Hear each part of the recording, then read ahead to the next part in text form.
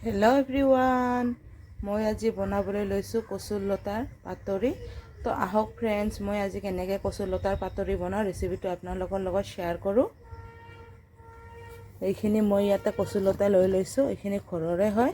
আৰু এতিয়া মই কচুৰ লতাখিনি বাকলি গুচাই ভালকৈ বাছি ল'ম। মই কচুৰ লতাখিনি বাকলি গুচাই ধুই পখালি লৈ আনিলোঁ, এয়া চাওক।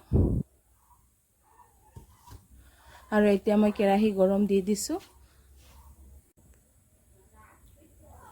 কেৰাহী গৰম হৈ গৈছে, এতিয়া মই দিছোঁ সৰিয়হ তেল।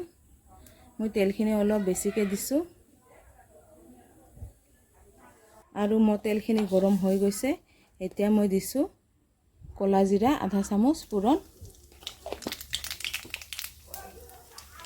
আৰু এতিয়া মই কচুৰ লতিখিনি দি দিছোঁ।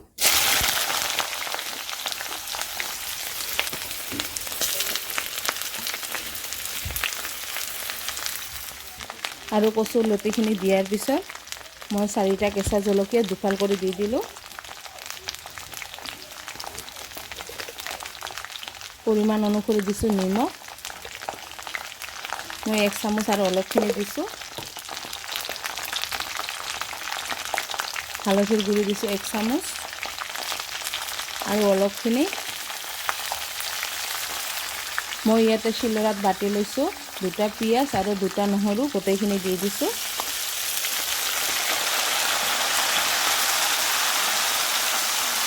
জিৰাৰ গুড়ি দিছোঁ 1 চামুচ,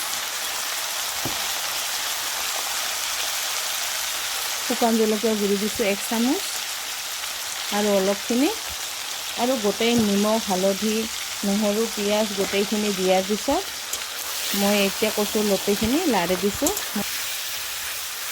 মই মছলাখিনিৰ সৈতে কচুৰ লতাখিনি ভালকৈ লাৰি চাৰি দি দিলোঁ।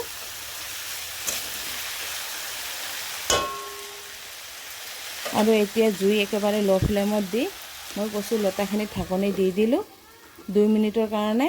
আৰু মই জুইখিনি একেবাৰে ল' ফ্লেমত দিছোঁ। মই 2 মিনিট পিছত ঢাকনিখন তুলি লৈছোঁ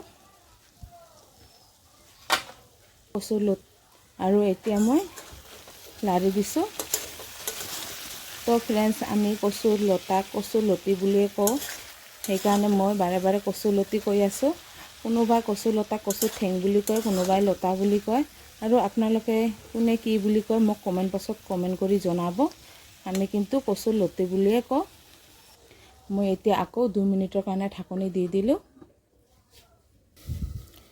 মই 2 মিনিট পিছত আকৌ ঢাকনিখন তুলি লৈছোঁ। আৰু এতিয়া মই কচুৰ লতিখিনি আকৌ ওলটাই দিছোঁ।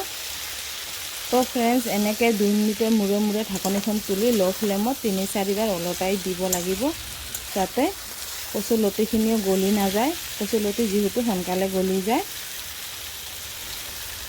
আৰু কচুৰ লতিখিনিও যাতে ধুনীয়াকৈ সিজি যায়। আৰু মই এনেকৈ ঢাকনি দি 2 মিনিটৰ পিছে পিছে ল' ফ্লেমত ওলটাই দি যাম।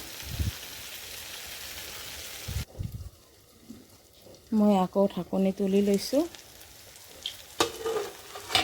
আৰু এয়া চাওক, মোৰ কচুৰ লতিখিনিৰ পৰা তেল বাঢ়ি গৈছে। আৰু কচুৰ লতিখিনি কি ধুনীয়াকৈ সিজি গৈছে। আৰু 3-4 বাৰ ঢাকনি দি ল' ফ্লেমত কচুৰ লতিখিনি ওলটাই মোৰ কচুৰ লতিখিনি সিজি গৈছে। আৰু এতিয়া মই দিছোঁ অলপখিনি চেনি, আধা চামুচতকৈও কম মই চেনি দি দিলোঁ। আৰু চেনিখিনি দিয়াৰ পিছত মই অলপ লতিখিনি লাৰি দিছোঁ। আৰু চেনিখিনি দিয়াৰ পিছত মই অলপ 30 ছেকেণ্ডৰ কাৰণে ঢাকনিখন দি দিলোঁ, যাতে চেনিখিনি গলি যায়। আৰু 30 ছেকেণ্ড পিছত মই ঢাকনিখন তুলি লৈছোঁ। তো ফ্ৰেণ্ডছ, এয়া চাওক, হৈ গ'ল মোৰ আজি কচুৰ লতিৰ পাতৰি। আৰু এয়া চাওক, মোৰ কচুৰ লতিখিনিও গলি যোৱা নাই। আৰু এতিয়া মই গেছটো বন্ধ কৰি দিছোঁ।